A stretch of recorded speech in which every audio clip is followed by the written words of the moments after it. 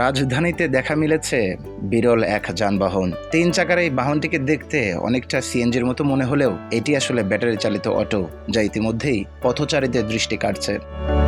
প্রচলিত অটোরিকশার তুলনায় ভিন্ন নকশা ও গঠনের কারণে এটিতে যাত্রী বসার জায়গা কিছুটা বেশি এবং ভেতরে বসাও তুলনামূলক স্বাচ্ছন্দ্যকর। গাড়ির চালক জানান, অটোরিকশার চেয়ে এটা অনেক আরামদায়ক এবং রক্ষণাবেক্ষণও সহজ। ব্যাটারি চালিত হয় জ্বালানি খরচ কম। এইটা আরাম আরাম বেশি। অটো রিক্সা তো অনেক ভালো। যাত্রী যদি ওঠে তাহলে কোনটাতে বেশি এইটাতে যাত্রী বেশি ওঠে। এবং ঝাঁকি কম লাগে নাকি? যাত্রী আরাম পাবে বেশি? হ্যাঁ, 3 চাকা মোটা চাকার গাড়ি না, এটা ঝাঁকি কম লাগে। বিরল এই যানবাহনটির দাম মাত্র 1 লাখ টাকা। আপনার এই গাড়িটার দাম কত? এই গাড়িটার দাম 1 লাখ। 1 লাখের মতো।